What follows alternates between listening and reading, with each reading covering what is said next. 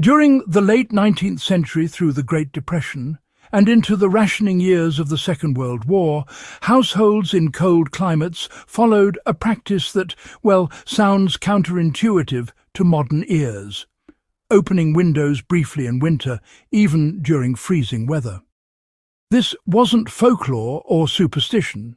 It was a deliberate, cost-saving strategy rooted in how heat behaves, how buildings breathe, and how fuel was conserved when every pound of coal, stick of wood, or gallon of oil really mattered. Short bursts of ventilation reduced fuel waste caused by stale, moisture-heavy air. Cold air itself does not drain heat as aggressively as moisture-laden air trapped inside a house. Historical heating manuals, coal usage logs, and household guides from the early 20th century repeatedly noted that damp indoor air required more fuel to heat than dry air. When windows stayed sealed for long periods, moisture from breathing, cooking and washing accumulated inside walls, furniture and fabrics. Opening windows for 10 minutes allowed humid air to escape rapidly while dense cold air replaced it. Once the windows were closed, the newly introduced dry air heated faster and retained warmth longer. Families discovered that fires burn more efficiently afterward and required less fuel to maintain livable temperatures. This practice was especially common in winter mornings, when overnight moisture buildup was highest. Heat retention really improved when walls, floors and furnishings stayed dry. You know, homes heated by wood stoves, coal grates, or those early furnaces relied quite a lot on thermal mass. Plaster walls, hardwood floors, brick chimneys and heavy furniture would all absorb heat and then slowly release it back into the rooms. But moisture compromised this process. Damp materials absorbed heat but released it unevenly, which meant households had to burn more fuel just to keep a consistent warmth. By airing out rooms briefly, families dried these surfaces without actually cooling them fully. Just 10 minutes was enough to exchange the air without letting the walls or floors lose their stored heat. On the other hand, turning the heat down allowed the entire structure to cool, so it took significantly more fuel later to reheat not just the air, but the building itself. Combustion efficiency increased after controlled ventilation. Coal and wood fires, they really do require oxygen to burn cleanly and efficiently. In tightly sealed rooms, fires burned sluggishly, produced more soot, and wasted fuel through incomplete combustion. Historical stove manuals, interestingly enough, advised regular airing of rooms to refresh oxygen levels and improve draft through chimneys. When windows were briefly opened, chimney draw improved, fires burned hotter with less fuel, and smoke buildup decreased. This reduced creosote accumulation in flues, lowered fire risk, and extended the life of heating equipment.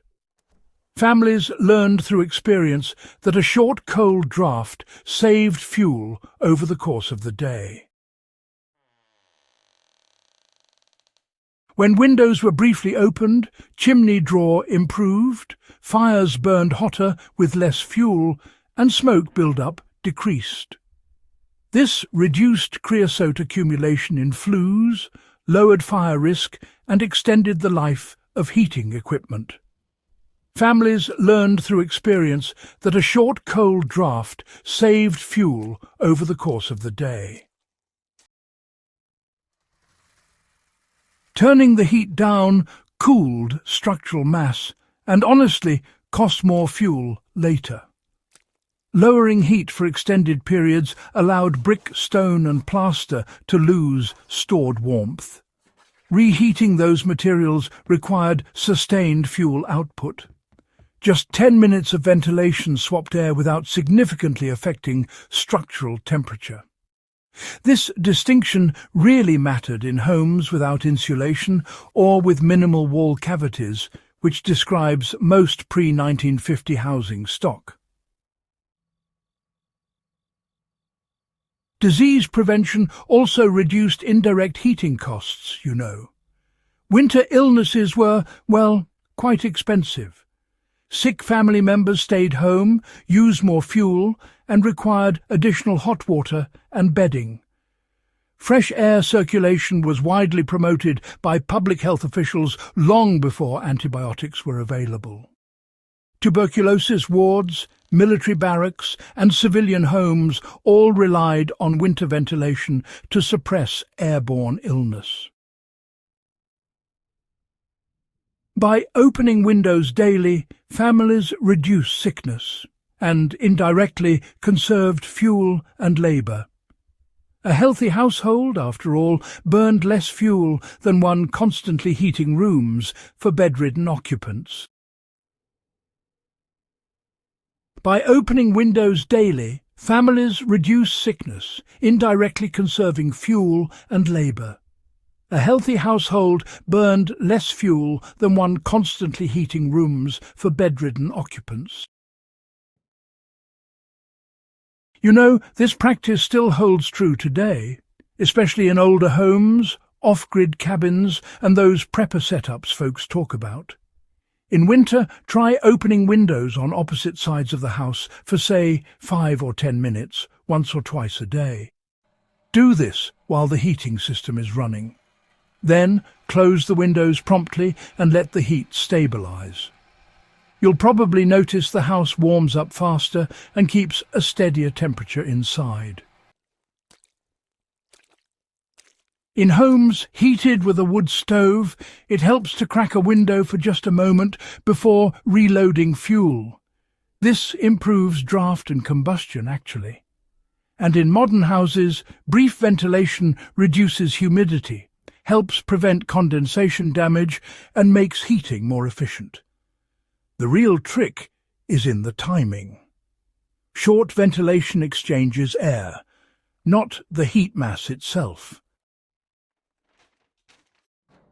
Now, fuel savings, well, they add up over weeks, not just days. Families, during times when fuel was scarce, understood that these savings happened slowly. A single ventilation session didn't save much, but weeks of proper airflow made a measurable difference in fuel use. This way of thinking fits right in with modern preparedness. Efficient habits, honestly, matter far more than big, dramatic interventions. Modern heating systems, you know, still benefit from dry air and efficient combustion. Whether you're using propane wood pellets or electricity, reducing humidity actually lowers energy demand. And honestly, opening windows briefly remains one of the simplest, zero-cost methods available. Modern heating systems still benefit from dry air and efficient combustion. No matter if it's propane, wood, pellets or electricity, reducing humidity lowers energy demand. And opening windows for a short period is still, well, one of the simplest zero-cost solutions out there. This practice really aligns with historical survival doctrine rather than comfort culture. Comfort-driven heating keeps air sealed and thermostats set, almost without thought. But survival-driven heating treats buildings as systems. Historical households, you see, optimized airflow, fuel efficiency, and health all at once. This was not accidental. It was refined through winters that, quite frankly, punished mistakes. Energy prices, as we all know, fluctuate. Power outages occur, Fuel shortages return during crises. Knowing how to manage heat without consuming more fuel gives households real resilience. This method, interestingly, requires no equipment, no modification, and no dependency on supply chains. Applying historical ventilation discipline today, well, it prepares households for harder winters tomorrow.